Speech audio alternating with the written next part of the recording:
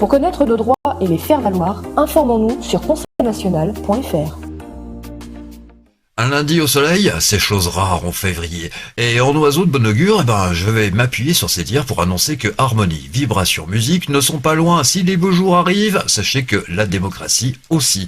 Soyez les bienvenus dans La France Libre, une émission du CNTF/CH avec Bruno, avec Philippe et avec Jean-Pierre. Et puis avec vous-même, messieurs, dames, j'espère que vous avez passé un bon week-end. Merci de nous rejoindre.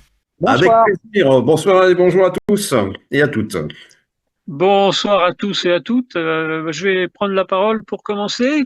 Effectivement, on peut dire que c'est un lundi au soleil parce que sur tous les plans, c'est un lundi au soleil parce que tous ceux qui nous écoutent depuis des années et des années s'aperçoivent maintenant que tout ce que nous avions annoncé, tout ce que nous avions dit en étant traités de complotistes, eh bien, est en train de se révéler totalement vrai.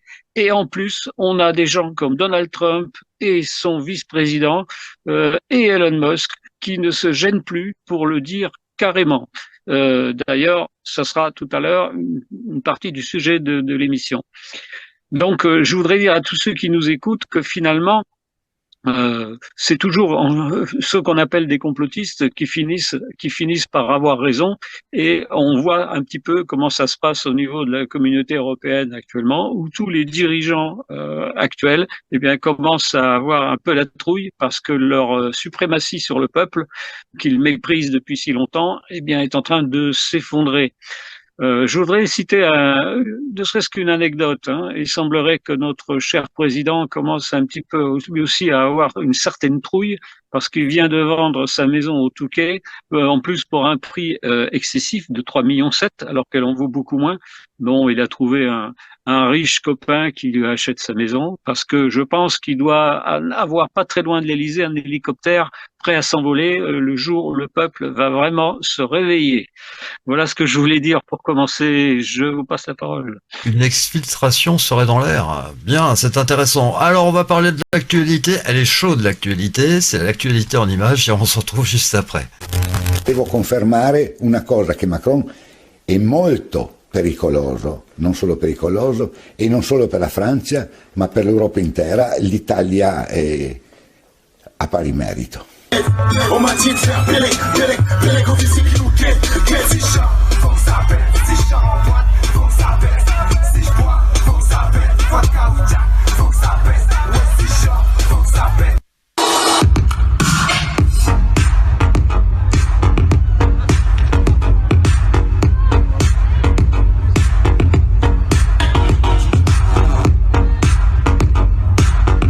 Fait une enquête auprès de l'état civil d'Amiens. Cet homme n'existe pas. Il s'appelle André-Louis Ozière. Eh bien, il n'existe pas. Il n'est pas le père des 3 enfants. C'est elle qui est le père des 3 enfants. Je vais vous lire un extrait donc, de cette lettre. Je vous demande donc d'effectuer les actes suivants. De saisir la grande chambre de l'instruction d'une demande en nullité de la plainte et du réquisitoire pour omission du visa de l'article 32 alinéa 3 de la loi sur la presse et pour violation de l'article 51.1 dernier alinéa de la loi sur la presse. D'ordonner une expertise ADN de Madame Trogneux Brigitte. Alors, j'avais écrit Birgit dans la lettre pour montrer à quel point je prenais au sérieux cet individu. Et de Monsieur Trogneux Jean-Michel, et ce, afin de faire toute la lumière sur cette ténébreuse affaire. D'organiser une confrontation entre Madame Trogneux, Brigitte et moi-même, d'entendre l'ancien directeur des renseignements généraux Claude Bardon, l'ancien commissaire Lucien Aimé Blanc, alors dont j'ai appris le décès malheureusement qui est assez récent, enfin qui date d'1 an ou 2, je n'étais pas au courant, et l'inspecteur Claude Paul qui ont travaillé à la brigade mondaine, qui confirmeront qu'un travesti du nom de Trogneux, se prostituant, fréquentait bien l'officine du pasteur Doucet, connu dans les fichiers de cette brigade sous le sobriquet de Coupe-Zizi, et encore que le dit Trogneux faisait partie des filles de Madame Claude, pour laquelle travaillait aussi à l'époque le transsexuel Alexandre Giraud, entre parenthèses dit Alexandra Giraud. Avez-vous une réponse de ce courrier? Jamais. Alors, comment avez-vous eu cette information? C'est une nouvelle information que vous nous donnez là ce soir sur ce Trogneux qui se prostituée dont le en tant que prénom travesti. dont le prénom figure dans la lettre originale, mais que j'ai préféré ne pas citer pour préserver son anonymat. Très bien. Mais alors, du coup, c'est quoi? Vous avez pu parler à ces gens du renseignement généraux, de l'inspection de la mondaine? Écoutez, moi, je ne vais pas dévoiler tous les secrets d'Alcôve. J'ai eu certains renseignements. Nous avons certains renseignements d'anciens militaires, anciens policiers qui veulent rester. C'est-à-dire que là, par exemple, si par exemple la justice, suite à ce courrier, vous demandez une preuve, vous ne l'avez. demanderai pas une preuve. La preuve, je lui demande de les entendre. C'est pas à moi à donner des preuves. Je lui demande d'entendre ces personnes. Donc c'est à elle à dire si c'est vrai ou si c'est faux, en les convoquant et en les interrogeant et en demandant aussi des expertises ADN, en faisant ce que je lui demande de faire pour vérifier où est la vérité. Alors si jamais il y a un hélicoptère pour l'exfiltration, ça m'étonnerait pas. Ils seront plusieurs d'ailleurs pour être exfiltrés. La vérité avance, on continue. Alors est-ce que à ce stade, Jean-Pierre a des commentaires à faire? Je pense que oui. Oui. Merci. Alors, pardon, je n'ai pas de caméra. Je suis dans une situation qui m'empêche d'avoir une caméra. Tous ces gens agissent comme si nous étions, en gros, un truc sous la ceinture sur pattes. Or, nous sommes des êtres entiers, des êtres intègres, complets. Et la question que je puisse me poser, pourquoi chacun a le droit à sa vie privée, même ceux qui font de la politique, à condition que ce soit de la vraie politique, et donc la vie de la cité, et pas la mort de la cité. Mais pourquoi de telles cachotteries à ce moment-là? Pourquoi cacher pourquoi ces gens cachent-ils ce qu'ils sont vraiment pour faire semblant de faire de la politique? Et la raison, c'est qu'ils ont encore beaucoup plus de trucs à cacher qu'ils n'en cachent vraiment. Enfin, à mon avis. Donc, l'autre jour, j'ai éprouvé un sentiment de pitié face aux injonctions qui ont été faites à certains parlementaires de dire certaines choses en accord avec ce que des gens bien placés auraient voulu qu'ils disent. J'éprouve à peu près le même sentiment, même si je n'aime pas la pitié. Je lui préfère la fraternité, mais là j'ai vraiment de la peine pour ces gens qui mènent des vies comme ils peuvent et qui le cachent pour essayer de nous truander. Mais ça y est, c'est fini. Mais qui s'en aillent prendre des vacances, qui prennent des crayons de couleur, et qui fassent des dessins, ces gens-là, et qu'ils arrêtent de faire semblant de faire de la politique. Merci d'avoir entendu. Écoute, moi je suis assez d'accord avec toi, Jean-Pierre. Je pense que là on fait des gorges chaudes. Je pense que Madame Candace Owens a souvent le rire à la bouche, ce que je peux comprendre, hein, vu d'un point de vue américain, tout ça les fait rire aux éclats. Nous, on est un petit peu plus dans le vaudeville en France par tradition, donc dans le rire aussi, il n'y a pas de raison. Mais on doit être un tout petit peu sérieux à un moment donné et se dire que les personnes qui sont soupçonnées, tout simplement, qui transgenrent, qui avoir changé de genre au cours de leur vie, etc., sont avant tout des personnes qui souffrent. Et qui sont la plupart du temps utilisés. Hein. Donc pour eux et pour elles, j'ai une pensée de commisération, je dirais tout simplement, pas de pitié parce que le mot serait trop fort, mais vraiment de sympathie ou d'empathie comme on veut. Hein. D'empathie, on va dire alors. Pardon? D'empathie, on va dire, c'est très bien l'empathie. Voilà. Mais la souffrance des autres, disons, éveille en moi forcément l'envie de secourir plutôt que de me moquer. Alors, je dis pas ça parce que vous êtes moqué, il n'y a pas de problème. Et que derrière, effectivement, toutes ces mascarades de ces façons de cacher les choses, de dire qu'un tel était macro dans je ne sais quel endroit de loisirs, etc., tout ça est crapoteux, sert des dessins politiques de bas étage, toujours. On se souvient au temps de Louis XV du chevalier Déon, qui déjà, de par sa propre sexualité, avait fait poser beaucoup de questions, mais cette bisexualité lui avait servi pour pénétrer, si je puis m'exprimer ainsi, différentes couches de la société, vous voyez ce que je veux dire, anglaise en l'occurrence. Donc ce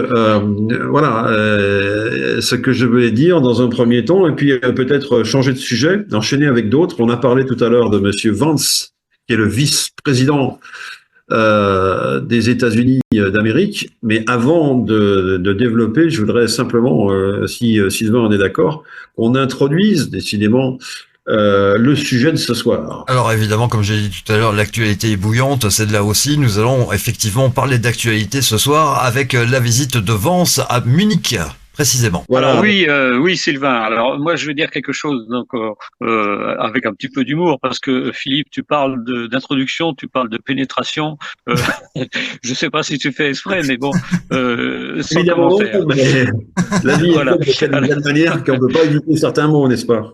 Voilà. Alors moi, je vais être beaucoup moins indulgent que toi, Philippe, parce que ces gens-là sont peut-être malades. Les psychopathes sont malades aussi. Mais le problème, c'est que quand ces gens-là mentent et trichent pour exploiter, affamer, détruire un peuple et un pays, là, je suis beaucoup moins indulgent.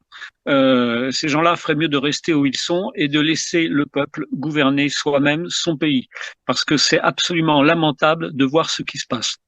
Et donc, Macron et sa bande ne sont pas les seuls en Europe à fonctionner de cette manière. Il suffit de voir ce qui se passe en Belgique, il suffit de voir ce qui se passe en Allemagne et surtout ce qui se passe à Bruxelles avec une certaine personne qui n'a jamais été élue et qui gouverne comme une ancienne nazie la communauté européenne qui est tout sauf une communauté.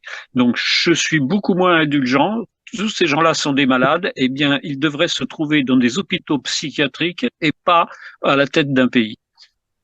Bah écoute, on diverge pas, hein. Je suis d'accord avec ce que tu dis. Je disais simplement tout à l'heure que ces gens étaient en souffrance et qu'ils étaient utilisés par d'autres. Voilà ce que je maintiens. Et que les autres, on ne les voit pas, ceux qui tirent les ficelles. Voilà. Et puis la Belgique, alors pour la Belgique, tu n'as pas cité Madame van der Leyen, mais on peut effectivement s'y référer à elle ou à d'autres premiers ministres belges des années 60 dont le nom apparaît dans l'affaire du film Les Survivantes, pour celles et ceux qui ont déjà eu l'occasion de voir ce film, qui parle de pédocriminalité dans les années 60, hein, et dont un certain président belge dans lesquels le président belge était totalement inclus, quoi. Voilà, donc c'est ce monde-là. Il suffit, Philippe, de nous référer à notre ami Franck Coustet, qui est un lanceur d'alerte qui est déjà venu dans nos émissions et qui dénonce depuis des années les scandales qui secouent et qui éclaboussent les dirigeants du Luxembourg, de la Belgique et autres. Voilà, donc pour revenir au point de départ. Ah, Jean-Pierre, là, excuse-moi, Jean-Pierre. Oui, j'aimerais, si vous permettez, étudier avec vous le mot psychiatrique. Le psy, c'est la psyché, le psychisme, et chiatre, ça veut dire couper. C'est-à-dire qu'on a affaire à une charcuterie du psychique. On découpe le psychique en petits morceaux. Je suis pas sûr que ça va marcher beaucoup mieux. Je préférerais qu'il y ait des hôpitaux psysymbiques, c'est-à-dire qui rassemblent les éléments du psychique. Et pour le moment, je n'en connais que très peu. Donc, j'aimerais qu'il y ait une réelle évolution au niveau des 10 hôpitaux psychiatriques qui considèrent tous les gens comme des malades, sauf les médecins et les infirmières, qui parfois finissent par finir de l'autre côté d'ailleurs, parce qu'à la force de finir. Exactement. Donc, psysymbique, s'il vous plaît. Je souhaite de tout mon cœur qu'il y ait des lieux psysymbiques, c'est-à-dire qui rassemblent les psychés en une unité. Merci d'avoir entendu. Alors, concernant le sujet de ce soir, le discours de Monsieur Vance, le vice-président américain, l'autre jour, a fait l'effet d'une bombe.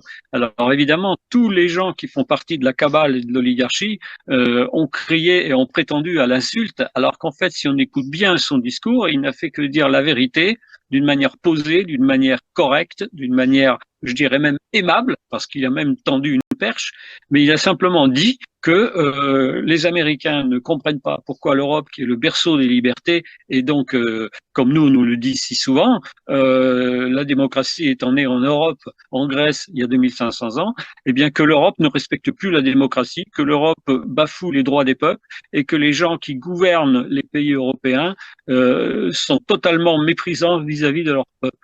Et que la liberté d'expression est non seulement est en danger, mais elle est déjà bafouée, elle est déjà détruite. Donc, il est normal qu'un personnage comme Monsieur Vance le dise clairement, parce qu'il s'agissait d'une conférence sur la sécurité, et comme il l'a dit lui-même, la sécurité de l'Europe, eh bien, elle commence par la sécurité de leur pays elle-même, et à partir du moment où des gouvernants ne respectent pas leur peuple, eh bien, les peuples un jour ou l'autre se soulèvent, et à ce moment-là, ça déclenche le chaos. Donc la sécurité commence déjà par la sécurité intérieure, et il a tout à fait raison de l'avoir dit.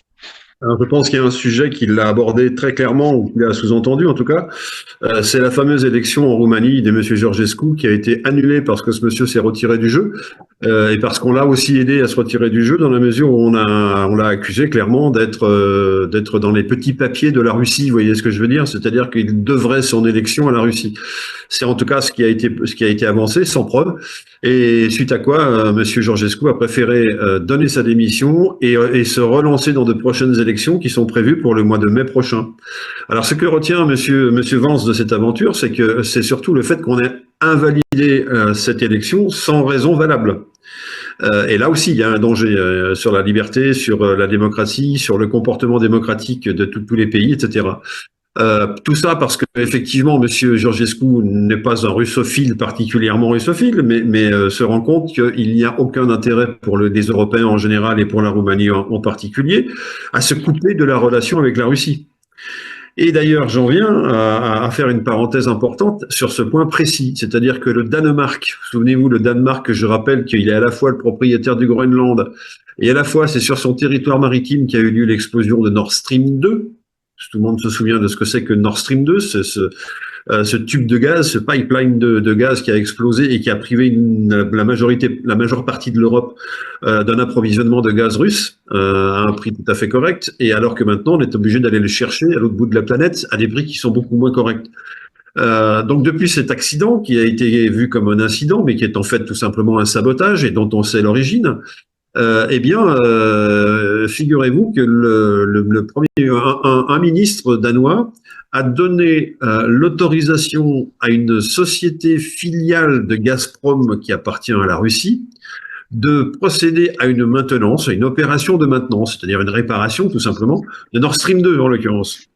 Alors tout ça, c'est pas neutre. Il y a encore pas si longtemps, on savait pas que c'était les Américains qui l'avaient fait exploser. Les Américains aujourd'hui nous rendent visite, ils parlent pas de Nord Stream, mais par contre, dans le même temps, le Danemark est autorisé par les Occidentaux à demander la réparation de Nord Stream 2, chose que jusqu'à maintenant les Américains eux-mêmes s'opposaient à ça, tout simplement. Donc on est en train d'assister, à mon sens, à une partie diplomatique cachée ou pas cachée, selon les cas, où effectivement, j'autorise, moi en tant qu'Américain, j'autorise le Danemark à donc réparer Nord Stream 2. Ça veut dire quoi? Ça veut dire récupérer une liaison diplomatique et économique, surtout avec la Russie, à court ou moyen terme, voire très court terme, sait-on jamais. En contrepartie, j'oublie, moi, l'Américain, j'oublie que je suis acheteur du Groenland, tiens donc. Et puis, en contrepartie, le Danemark oublie que c'est l'Amérique qui a fait péter Nord Stream 2, quoi. Donc, il y a beaucoup d'oubli dans tout ça. Volontaire, évidemment, ça fait partie du jeu diplomatique. Les Américains ne sont pas blancs-bleus, il faut pas non plus dire n'importe quoi. Ils ont une stratégie en ligne de mire, mais cette stratégie, elle est positive et elle est gagnant-gagnant. C'est-à-dire que tout le monde gagne. Et effectivement, M. Trump est assez clair sur le fait qu'il ne veut plus de guerre dans cette zone qu'on appelle l'Ukraine. Il veut tout arrêter. Alors pourquoi est-ce qu'il veut tout arrêter? Il y a une raison objective, c'est qu'il a plus d'armes, en tout cas plus suffisamment contre la Russie, et surtout les armes dont il dispose sont moins performantes que celles des Russes. Donc là, fin de partie. C'est exactement le cas de 1945, où à cette époque, en 1945, les Américains, pour le coup, étaient véritablement la nation la plus militairement puissante du monde. Et aujourd'hui, c'est la nation la plus puissante du monde, la nation la plus puissante du monde militairement, c'est la Russie. Et on va pas revenir sur les raisons, mais elles sont objectives. Donc, à partir de là, il s'agit de tirer les conclusions en bon chef d'État. On ne se battra pas contre les Russes si on tient à notre vie, tout simplement. Donc, on va trouver un monde dans lequel on peut vivre avec les Russes. Est-ce que les Russes sont d'accord? Ma foi, en tout cas, j'ai cru comprendre que M. Poutine était d'accord pour écouter la version de M. Trump. Est-ce qu'ils vont se parler? Ils se sont déjà parlé par téléphone. Est-ce que M. Trump va aller voir M. Poutine avec les Européens? Non. Bah non, parce que les Européens, ils n'ont fait rien que, si je puis m'exprimer ainsi, vouloir la guerre tout le temps. Ils n'ont fait que de réclamer aux États-Unis d'un tas de choses qui a coûté un bras financièrement aux pays américains. Je pense notamment à M. Zelensky, qui lui réclame toujours plus d'armes, toujours plus d'argent, dont on ne sait ni l'un ni l'autre où est-ce qu'ils atterrissent exactement. Et de toute manière, on sait que depuis longtemps que la bataille est perdue entre l'armée ukrainienne et l'armée russe. Il n'y a pas photo, comme on dit, les Russes ne font qu'attendre, l'arme au pied, comme on dit, que les décisions politiques soient prises pour avancer dans un sens ou dans l'autre. Or, ce sens, il vient d'être donné par M. Vance, enfin en tout cas par M. Trump, via M. Vance, qui vient nous dire le danger vient pas de la Russie, mesdames et messieurs, il vient pas de la Chine, il vient de vous qui êtes en train de perdre vos valeurs. Alors ça veut dire en clair que les Russes et les Chinois, ils les ont, ces valeurs, si j'interprète bien les paroles de monsieur Vance. C'est très important, ça. M. Vance envoie un message aux Russes et aux Chinois en disant on vous considère désormais comme des gens ayant encore plus de valeur morale que l'Occident, qui pourtant est à l'origine de la création de la morale et de la démocratie et qui donne des leçons à tout le monde alors qu'il n'a plus les moyens de le faire. Voilà, donc maintenant, balle au centre. Alors, la question qui était posée dans le titre de ce soir, c'était « Monsieur Vance, adieu à l'Europe ou ultimatum ?» C'était ça la question. Hein. Quelle est la différence déjà entre un adieu et un ultimatum? Un adieu, il n'y a rien qui peut te retenir, c'est adieu. On n'est plus branché avec vous, on va se brancher avec la Chine, avec la Russie, mais plus avec l'Europe. Parce qu'en plus, l'Europe, on n'y croit pas. On veut bien travailler avec la France, on veut bien travailler avec l'Angleterre, l'Allemagne, etc. Mais l'Europe, ça nous parle plus, nous, en tant qu'Américains. Voilà le message que nous passe M. Trump. Donc ça, c'est très, très important. Hein. Donc, tout ça explose à la figure de nos chers pseudo-dirigeants européens, ouest-européens, en même temps que nous. C'est-à-dire, je suis à peu près certain que M. Thierry Breton n'avait pas lu le texte du discours de M. Vance avant qu'il ne le prononce, à Munich.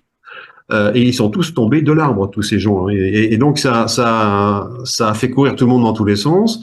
M. Macron a convoqué une réunion d'urgence de tous les pays européens, enfin pas tous, hein, ceux qu'il leur a choisis, les bons copains, on va dire ça comme ça, pour savoir comment réagir, etc., etc. Nous savons par ailleurs que la semaine dernière, dans le milieu de la semaine dernière, juste avant la visite de M. Vance, eh bien, il y a eu de la part des États-Unis d'Amérique un envoi de papiers sur lesquels chacun des pays, alors via son ministère de l'Intérieur évidemment, hein, devait écrire combien de troupes au sol ou ailleurs il était en mesure de déployer pour la protection de l'Ukraine.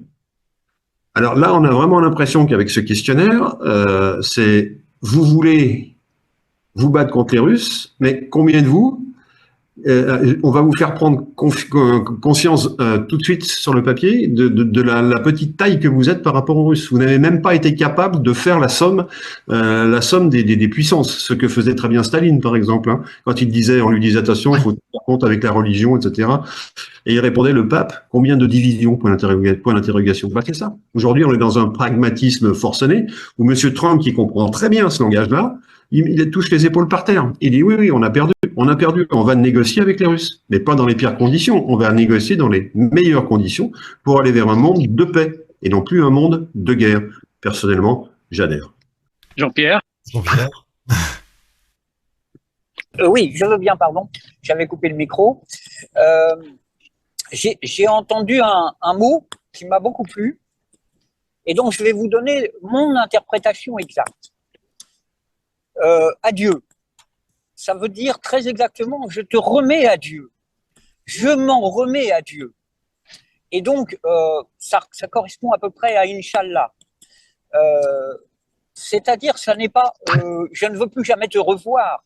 C'est je te confie à cette puissance supérieure que j'appelle Dieu et qui finit par la lettre U de l'union. C'est-à-dire, je te remets à l'unité globale. Et je m'en remets aussi à l'unité globale, à l'harmonie globale de l'univers. Donc ça prend un sens tout à fait différent. Pour ma part, je remets tout être, y compris ma vie, aux soins de Dieu, à savoir diversité infinie d'éléments unis. Je m'en remets à l'univers et à son harmonie. Merci d'avoir entendu. Merci. On peut dire aussi. Merci Jean-Pierre. On peut dire aussi que, comme toujours l'image que j'utilise dans la guerre des étoiles, dans Star Wars, il y a des gens qui utilisent le côté obscur de la force et des gens qui utilisent le côté clair, le côté lumineux, le côté positif de la force. J'ai cru que tu Quoi allais qu'en dire disent Emmanuel, les je gens. suis ton père. Ah, J'ai eu exactement. peur. Mais qui est vraiment le père d'Emmanuel? Là est la question. On va peut-être découvrir des choses dans pas très longtemps. Non, mais en fait, ce que je veux dire, c'est que les gens qui gouvernent les pays européens agissent toujours du côté obscur. C'est-à-dire qu'ils n'écoutent pas les peuples, ils n'écoutent pas la volonté de la population. Ils brident de plus en plus les peuples pour pouvoir payer des dettes absolument astronomiques de ces pays. Et donc, c'est les peuples qui payent en payant de plus en plus d'impôts, etc. Tout simplement à cause d'une gestion complètement catastrophique et calamiteuse des finances de tous ces pays. Avec une série énorme on en a déjà parlé, mais de gabegies et de dépenses inutiles qui ne font que soit enrichir l'oligarchie, soit, je dirais, ruiner en même temps les peuples et qui finalement n'aboutissent qu'à un effondrement du système.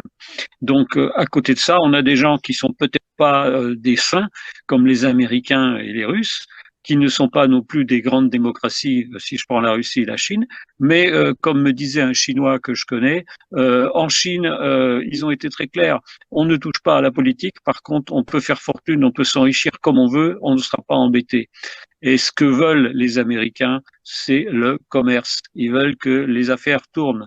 Ils veulent que les gens s'enrichissent parce que eux, ils s'enrichissent aussi à partir du moment où le peuple s'enrichit. C'est pour ça qu'ils baissent les impôts à 15%, comme nous on le préconise au niveau du Conseil national de transition français, canal historique, etc., etc. Donc, c'est ça l'aspect positif des choses. Mais ce sont des gens qui veulent faire du business.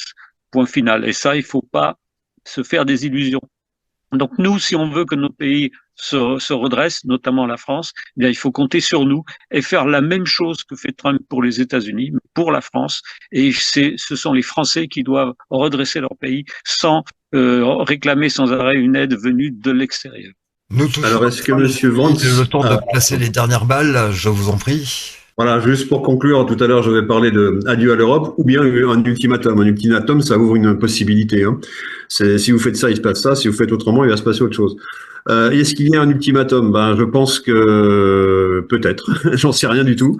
En tout cas, dans la bonne diplomatie, un ultimatum, c'est une porte ouverte. Et là, soit l'Occident se corrige, c'est-à-dire que nos dogmatiques de gauche qui nous gouvernent, ou qui font semblant de nous gouverner en ce moment en Europe, car c'est la tendance aujourd'hui, hein, c'est le dogmatisme de gauche. Eh bien, est-ce qu'ils vont écouter ce discours et en prendre de la graine, comme on dit, c'est-à-dire se dire mince, là, ça rigole plus, hein, on s'attendait pas à ça, on a pris une sacrée douche. Et c'est soit on réagit maintenant, soit on continue dans le dogmatisme. Je suis malheureusement obligé de dire que je suis en train de parier qu'ils vont continuer dans le dogmatisme jusqu'à ce que leur disparition s'en suive. Voilà. Très bien, Jean-Pierre, la parole est à toi. Oui, j'aimerais aborder deux mots qui ont été abordés par Bruno. Le commerce et le business. Mes amis et moi, on cherché la définition du mot business, c'est bonnes affaires. Bonnes affaires. Et si une affaire est bonne, c'est qu'elle est bonne pour tous, sinon elle n'est pas bonne. C'est du truandage. Mais ce n'est pas du business. Le business, c'est bonnes affaires. Et le commerce, dans son origine, dans son étymologie, comme ça veut dire avec. Donc c'est avec exercer, s'exercer ensemble. Donc ça ne peut pas être mauvais, c'est quelque chose de bon, le commerce, le vrai commerce. Je ne parle pas du truandage qu'on a appelé commerce. Je parle du mot lui-même comme, avec, exercer. Voilà, merci d'avoir entendu. Et donc je vous souhaite de bons commerces, de bonnes affaires et une bonne vie. Et à moi autant. Merci. Buona fortuna. Bravo. Très bien. En France, eh bien, nous sommes fiers. Oui, effectivement, nous avons la fierté d'avoir eu le siècle des Lumières et nous avons une honte aussi, la honte qui nous vient de la décennie des allumés. Mais heureusement, celle-ci est pratiquement finie pour laisser place à la démocratie. Sur ce, eh bien, je vais rappeler aux adhérents qu'il y a une réunion ce soir à partir de 21h dont seuls eux ont le numéro de la salle. Merci Philippe. Et puis surtout notre prochain rendez-vous avec la France Libre, donc mercredi avec le Conseil national de transition français canal historique. Merci Jean-Pierre, merci Bruno, merci Philippe, merci à vous également. Excellente soirée et à mercredi.